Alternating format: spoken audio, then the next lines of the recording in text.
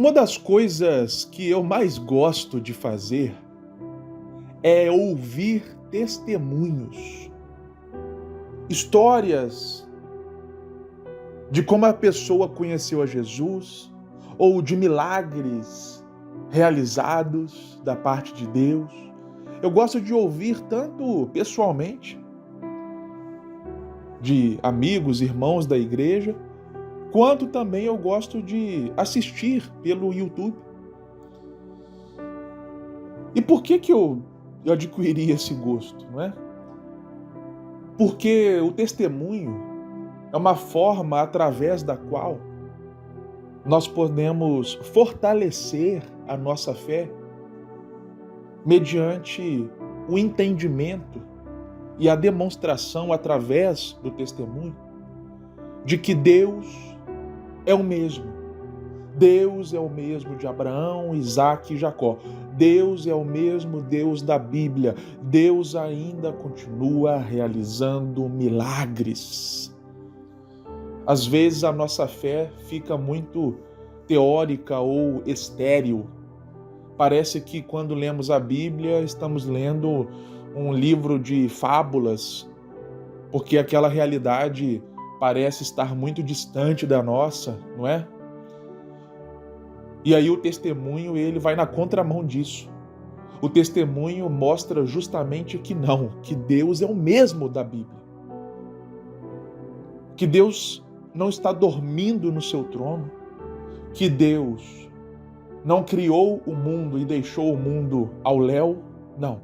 Deus está vivo, Ele atua na história, Ele controla a história. E Ele continua fazendo aquilo que a Bíblia diz que Ele faz. E você, meu irmão, minha irmã, que está me ouvindo neste momento, também é convocado a contar o seu testemunho. Porque o seu testemunho pode mudar vidas, impactar pessoas. Porque ao contar o seu testemunho, seja testemunho de como você conheceu a Jesus, seja testemunho de uma bênção, de um milagre na sua vida, outras pessoas verão Deus através de você.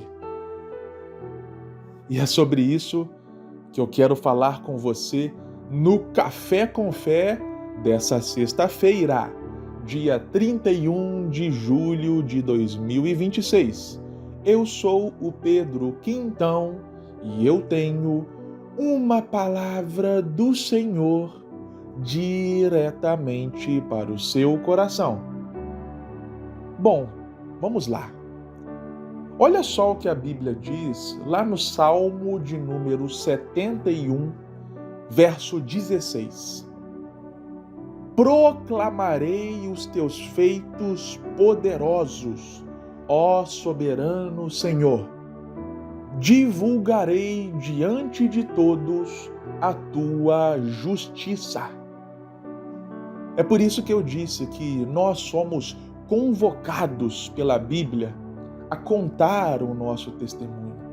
Porque os feitos do Senhor não são apenas os feitos que estão na Bíblia, mas sim os feitos de Deus através da nossa vida, através da nossa história. Então o salmista está falando que ele vai contar para todo mundo o que Deus está fazendo. Tanto que Deus já fez e está registrado na palavra, tanto que Deus já fez na história, quanto que Ele continua fazendo hoje.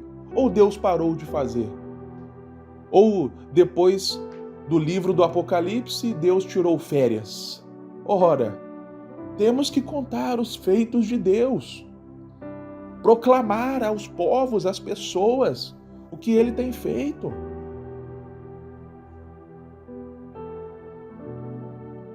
Às vezes ficamos com vergonha, sabe?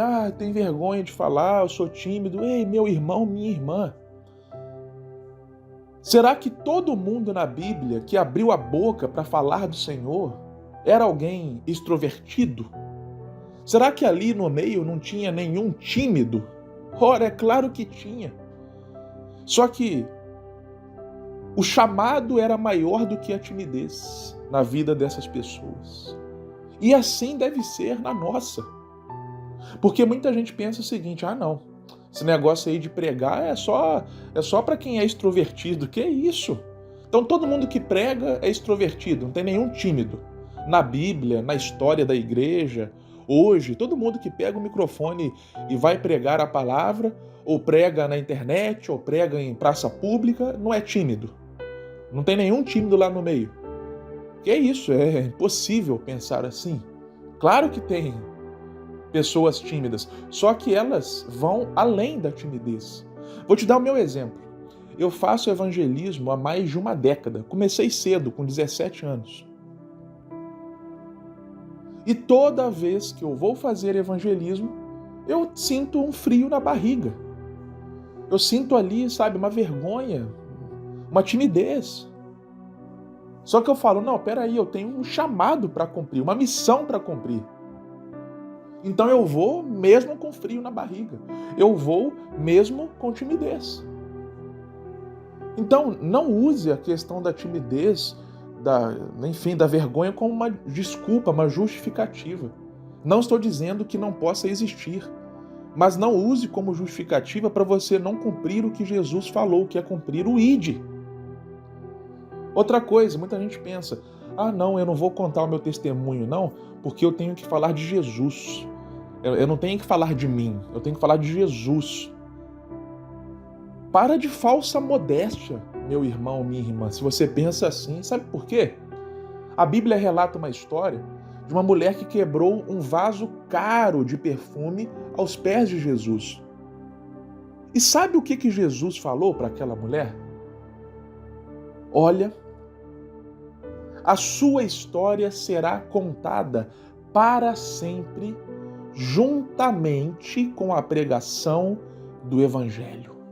Ou seja, tamanha foi a atitude daquela mulher, tão louvável foi aquela ação, que Jesus falou assim, olha, todo mundo tem que ficar sabendo desse testemunho. E ele será contado juntamente com a pregação do Evangelho. Até Jesus falou que o nosso testemunho deve ser contado.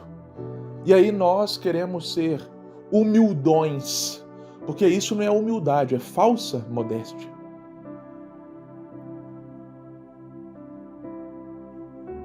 Não é para deixar de pregar o Evangelho, deixar de pregar a palavra, mas também contar o que Deus fez, faz, continua fazendo na nossa vida, na nossa história. Porque isso também alcança pessoas para a salvação, meu irmão, minha irmã.